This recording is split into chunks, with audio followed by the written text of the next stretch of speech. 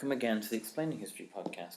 And I'm continuing today a series I've been doing on Palestine from 1945 to 1948. If you've been listening recently, you'll know that I've done some podcasts on David Ben-Gurion and Chaim Weizmann and the problems that the British made for themselves in the final years of the Palestine Mandate. In this podcast, I want to look at the problems that the Arabs faced after the end of the Second World War and how those problems had been mounting throughout the 1920s and 1930s and how they had changed as a result of the Arab revolt against the British and against mass Jewish immigration into Palestine in the mid to late 1930s. Previously, we'd looked at Jewish political and paramilitary leadership in the Mandate from the 1930s onwards, and the role of the Jewish Agency. It was headed by Ben-Gurion. And now it's important to have a look at Arab politics, which were far less unified and far more problematic as far as the Arabs were concerned.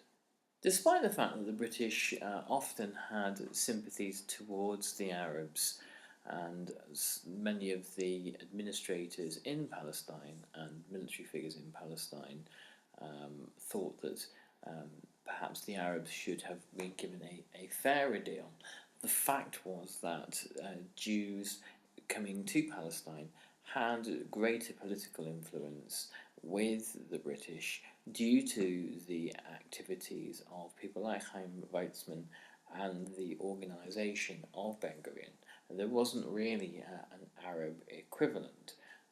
There were some more wealthy and influential families, such as the Al-Husseini family, from whom the Grand Mufti of Jerusalem had emerged.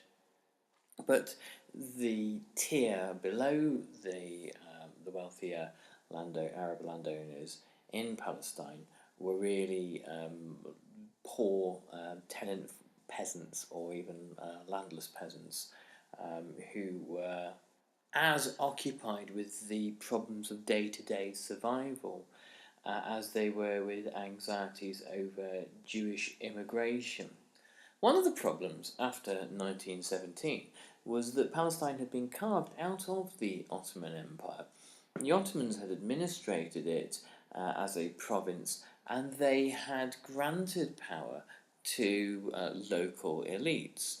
Once the British wound up running the Palestinian Mandate, those rules were kind of negated, and instead of those links of patronage that had existed between local elites and central Ottoman politics in Turkey, the local elites, such as the Husseinis, had no further significant cachet with the British, and the rules that had sustained, many of them unofficial political rules that had sustained power in Arab hands in Palestine, were swept away when the Ottoman Empire fell.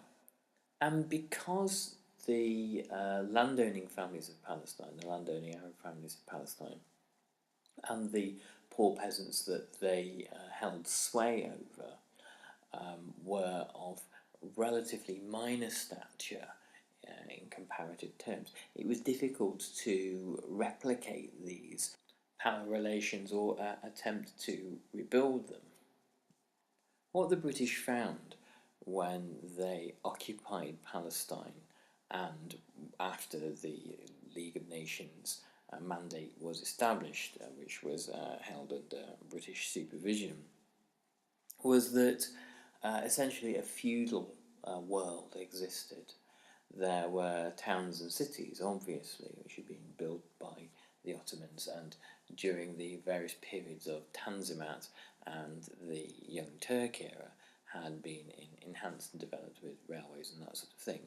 But for the most part, the Arabs existed in a way of life which they had known for many centuries. It was a feudal way of life, and there had been ultimately little change amongst them.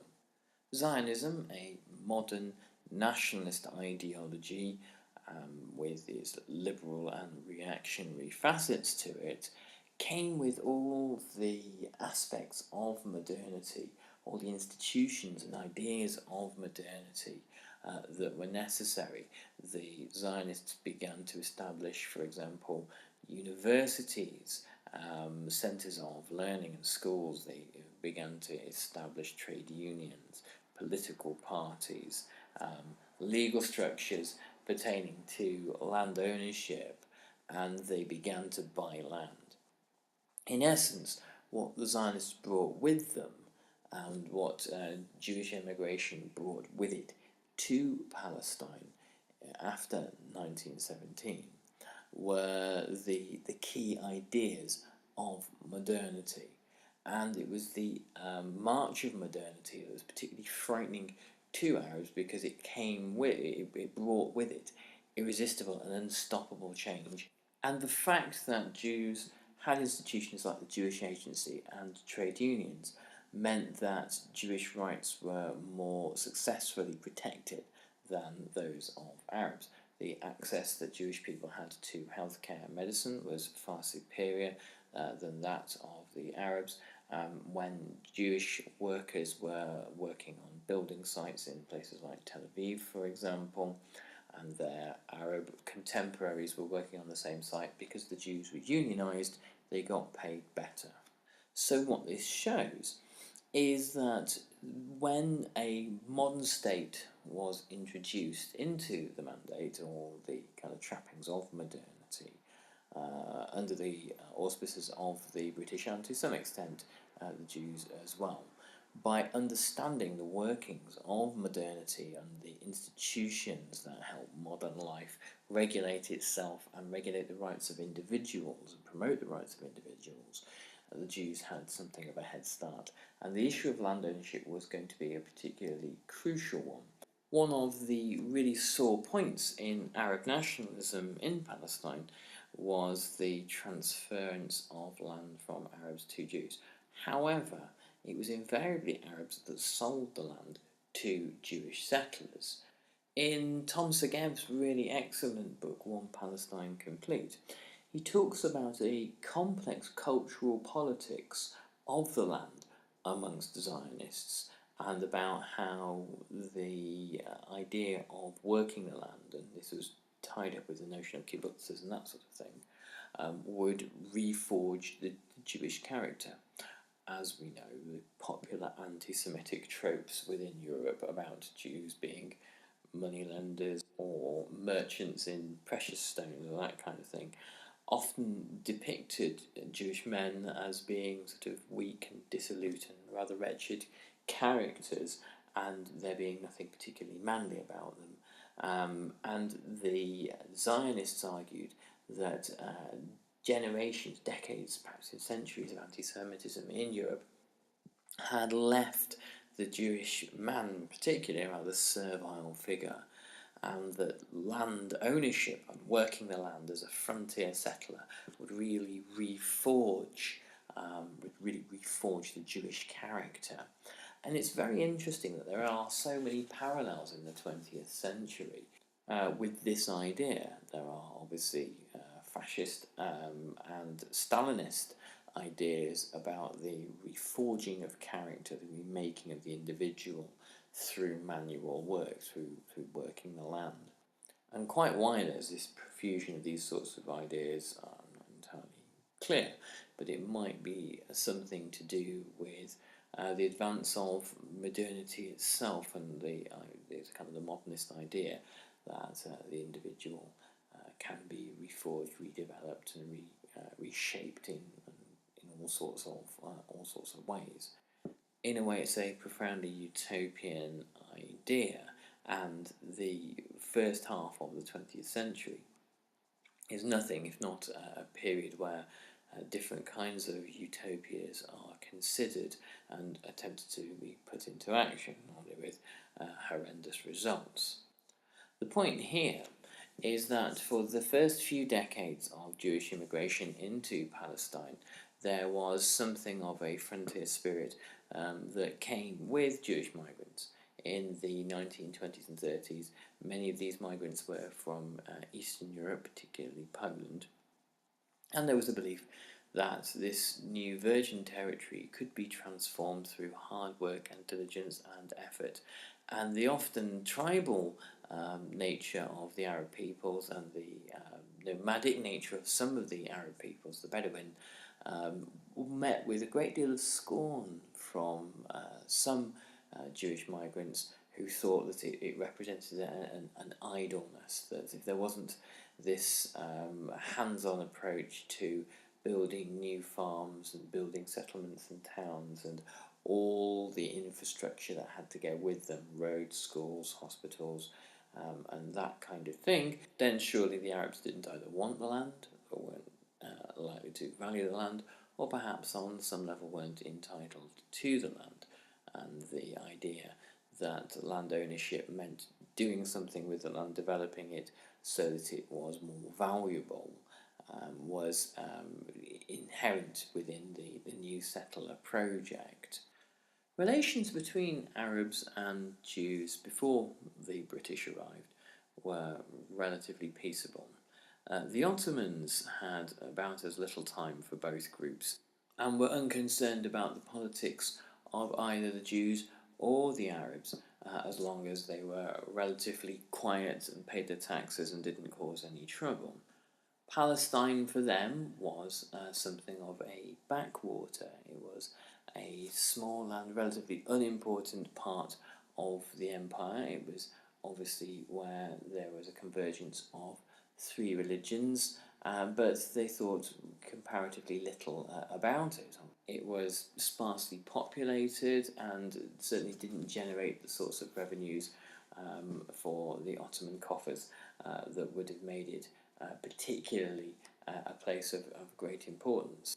Of course, the one place that was really significant about the mandate was Jerusalem and the Al-Aqsa Mosque, which is built on the Temple of the Mount. However, it was low numbers of Jews in Palestine that meant that there was low levels of friction between them and the Arabs. They lived relatively separate lives. The Jews were generally more urban, the Arabs generally more rural, and they had the odd dispute, but nothing of any great significance. They were both living in comparable levels of poverty. They kept clear of politics by and large, and there were about 50,000 Jews in Palestine in 1917 when the British arrived. That was a tenth of the population. The dramatic increase in Jewish immigration as a result, firstly, of the Balfour Declaration, and secondly, of the declaration of the mandate when that was established, led to, firstly, far-sighted Arab leaders predicting significant conflict between the two communities.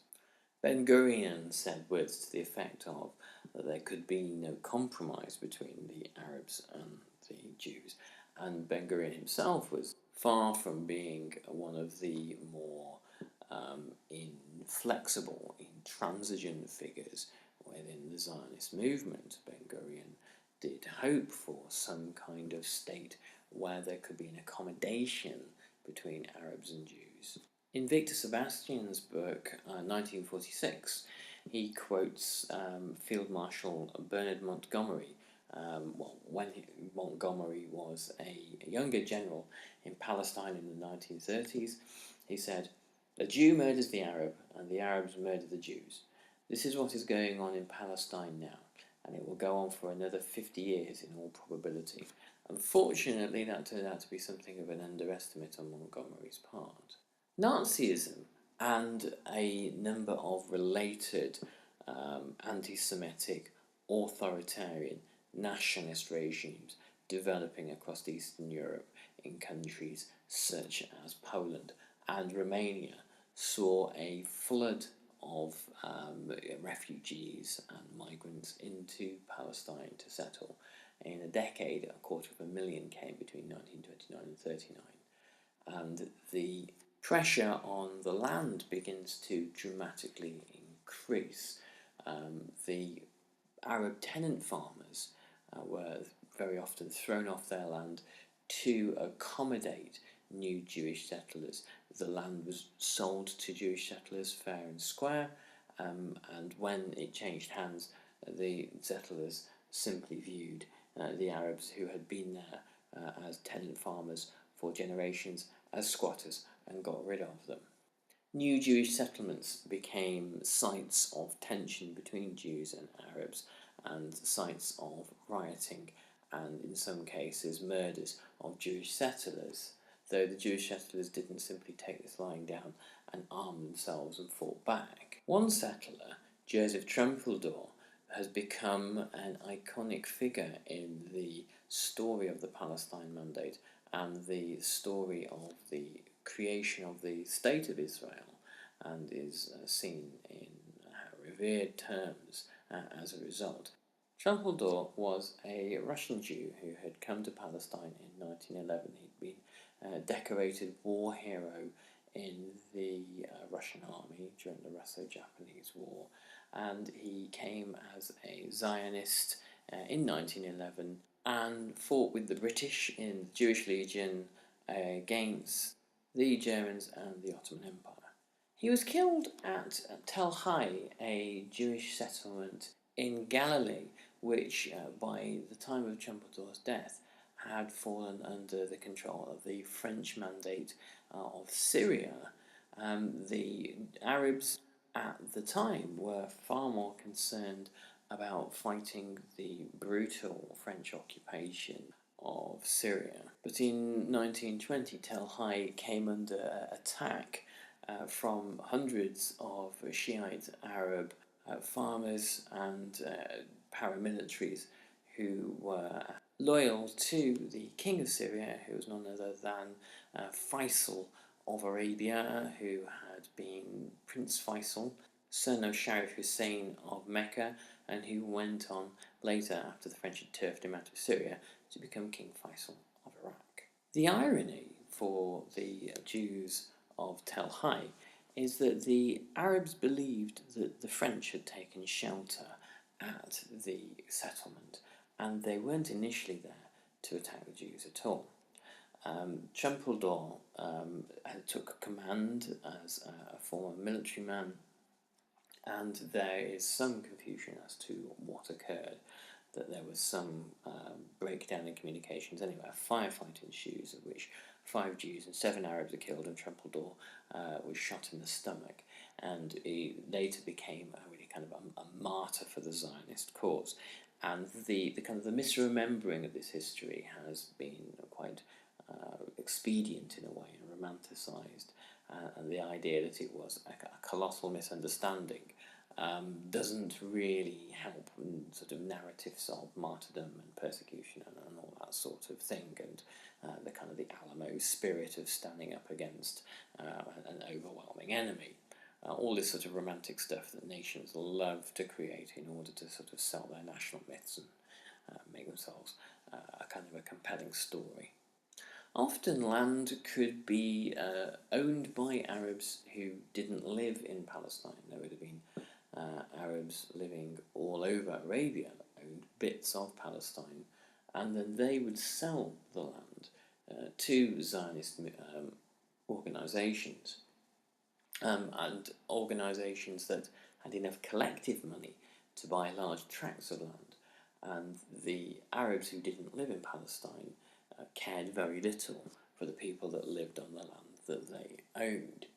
Some of the more important political and social leaders of the Palestinian Arab community actually sold land to Zionists as well, and this was a useful tool by the Zionists to show when there were dignitaries, Arab dignitaries, condemning Jewish immigration, precisely how hypocritical that they had been. In 1936, the Arabs rebel against the British, and they assume that the British have already sold the Arabs down the river, and that they have a close relationship with the Jews, and the relationship between the British and Jewish Zionists is quite often complex and antagonistic, riven with mutual distrust. The British are as liable to be anti-Semitic in their dealings with the Jews as they are anti-Arab and anti-Islamic in their dealings with the Arabs. And these twin prejudices on the part of the British, particularly ordinary British soldiers, are inflamed by the Arab revolt. Essentially, there are many British soldiers who ask the question, why are we taking bullets from these wretched Arabs in the interests of these accursed Jews? At first, the Arab revolt focuses on the Jews, and the Jews come under heavy attack, mainly because Jews are easier to hit in small rural settlements. But suddenly, in 1936, British policemen and soldiers come under attack as well, and some are brutally murdered. Montgomery takes the attitude that pouring troops into Palestine will do the trick, especially if the most brutal tactics are used.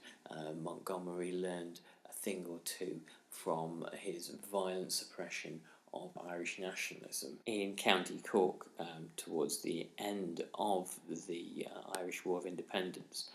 He wrote about that. Personally, my whole attention was given to defeating the rebels, but it never bothered me a bit how many houses were burnt. I think I regarded all civilians as shinners, and I never had any dealings with any of them. My own view is that to win a war of this sort you must be ruthless. Oliver Cromwell, or the Germans, would have settled it in a very short time. Nowadays, public opinion precludes such methods. The nation would never allow it, and politicians would lose their jobs if they sanctioned it. That being so, I consider that Lloyd George was right in what he did. If we had gone on, we could probably have squashed the rebellion as a temporary measure, but it would have broken out again like an ulcer the moment we removed our troops. I think rebels would probably have refused battles and hidden their arms until we had gone. That's him talking about Ireland. And so it's hardly surprising that when it comes to dealing with the Arabs, he acts in a rather similar manner. Ambushes of guerrilla forces and the mass internment and arrest of Arab men, of which 9,000 were finally put behind bars during the insurgency. And it was only the fact that the Second World War was on the horizon towards the insurgency's end that meant that the British had to give the Arabs some kind of gesture of contrition. The Chamberlain government changed tack when it realised that the most sensitive part of the British Empire, from Egypt through to Persia, which was a de facto colony mid-war, was populated by Muslim people, both Arabs and Persians. And this was a disaster possibly waiting to happen if there was mass anti-British feeling throughout this area, as there was indeed in Egypt. It was put succinctly by Malcolm MacDonald, son of Ramsay, who said, "If we must defend one side, let us offend the Jews rather than the Arabs." And as a result, Jewish immigration was dramatically decreased and reduced down to 12,500 a year, and there was no further land sales to Jewish organisations. And this, of course, set the scene for a Jewish rebellion against British rule. Okay, so we're going to finish there. I hope you found that useful, and do remember to give us a good thumbs up on the iTunes page and check us out on Patreon. And if you're going back to school or college in the next few weeks and you need advice on anything relating to modern history, always drop us a line, happy to help. And you can find the Explaining History Facebook page full of useful resources and the like. Anyway, look forward to speaking to you all soon. All the best. Bye-bye.